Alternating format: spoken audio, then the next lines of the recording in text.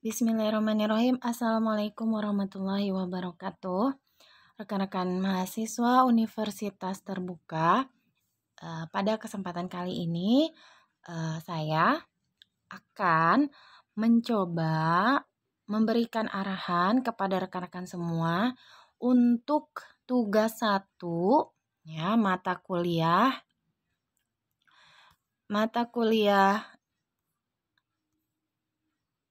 EKMA 4568.29 ya. Jadi di sini kita materinya tentang marketing mix ya. Jadi rekan-rekan akan dikasih tugas 1 pada sesi ketiga ya. Sini saya akan memberikan arahannya bagaimana mengerjakan tugas tersebut supaya rekan-rekan sekalian itu mengerjakannya tidak salah gitu. Nah, kita mulai ya. Oke, internetnya saya aktifin dulu. Nah, oke. Nah, ini ya akan dibuka tugasnya nanti pada tanggal 17 Oktober ya, jamnya jam 12.00 AM dan due date-nya pada tanggal 31 Oktober 2022. Jamnya adalah jam 3 PM. Jadi kalau kalian uploadnya jam 3.01 atau jam 3 itu bisa jadi nggak masuk ya filenya. Nah, ini untuk menghindari teman-teman itu gagal upload, saya sarankan ini kan ada waktu nih dari tanggal 17 sampai 31 tuh sekitar berapa hari ya, 2 minggu ya kurang lebih. Nah, jadi kalau bisa dalam jangka waktu seminggu tuh udah mengupload jawaban dari tugas 1 ini. Ya, atau begitu dibuka tugas 1 tanggal 17 Oktober, tanggal 19 sudah upload ya. Itu berarti anaknya rajin karena biasanya makin cepat ngumpulin tugasnya, tutor juga akan mendahulukan yang lebih dulu mengupload. Jadi dia akan memberikan respon di awal, maksud saya lebih awal, sehingga kalau ada kekurangannya rekan-rekan sekalian itu masih bisa memperbaiki sebelum masuk ke due date. Ya, jadi rekan-rekan bisa jadi bertambah baik nilainya. Ya, pastikan kalau perbaikan itu bertambah baik nilainya, dan ini adalah hal yang menguntungkan atau sama sekali nggak ada ruginya buat rekan-rekan sekalian ya. Nah, jadi tugas 1-nya itu adalah kita akan lihat ya. Nah, oke, bentar. Saya back dulu ya. Saya akan nonaktifkan dulu mode pesawat di handphone saya. Tugas 1-nya itu isinya adalah, kita lihat ya. Nih.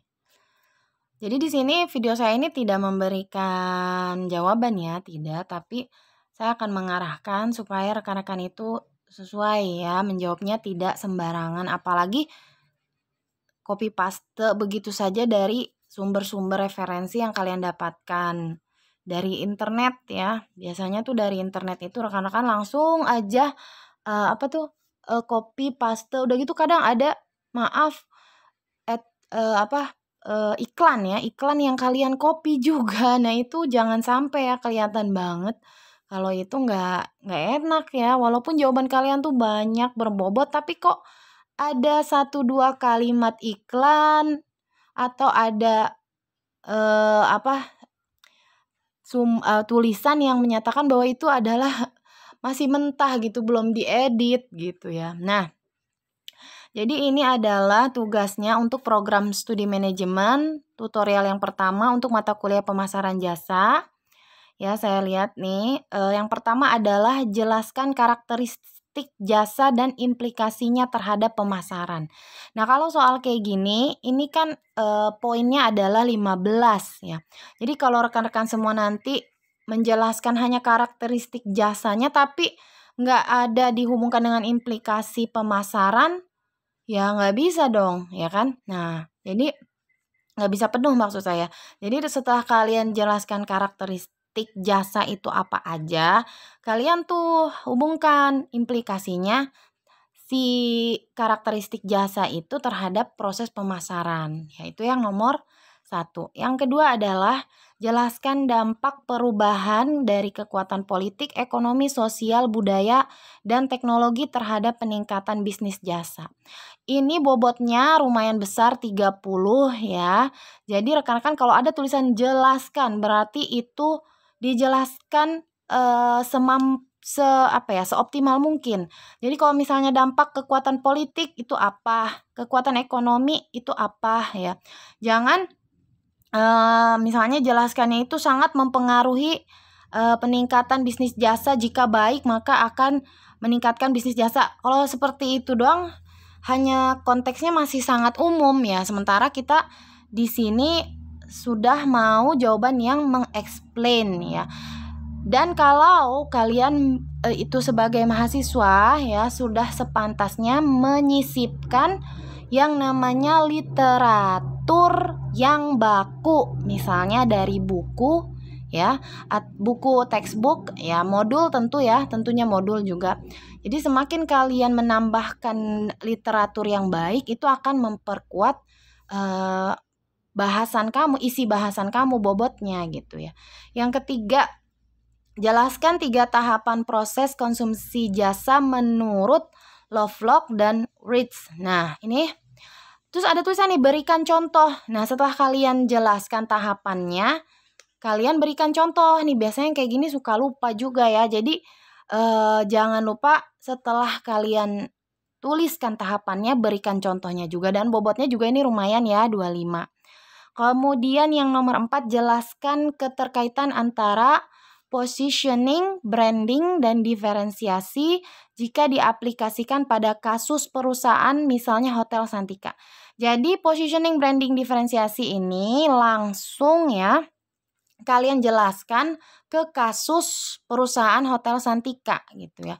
Jangan positioning, branding, diferensiasi dijelaskan begitu aja, udah gitu nggak dihubungkan dengan Hotel Santika. Nah, ini jangan ya.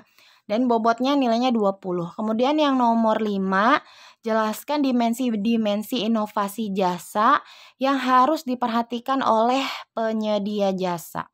Jadi dijelaskan dan diminta tuh berikan contoh ya. Ini bobot nilainya adalah 10. Jadi rekan-rekan bisa dilihat di sini ya, 15 tambah 30 45, 45 tambah 25 70, 70 tambah 20 dan 10 adalah 100. Jadi kalau kalian bisa memenuhi semuanya, nilai kalian adalah 100 ya. Jadi saya minta nih jangan sampai lupa untuk memberikan contoh dan hubungannya ya. Misalnya kalau minta hubungan langsung jangan lupa dihubungkan dengan yang dia minta itu apa dan contoh ya. Itu soalnya kadang ada 1-2 mahasiswa yang kelewat gitu. Oke, itu ya. Selamat mengerjakan tugasnya dan mudah-mudahan semuanya tidak ada masalah ya pada tugas 1 ini. Oke, assalamualaikum warahmatullahi wabarakatuh.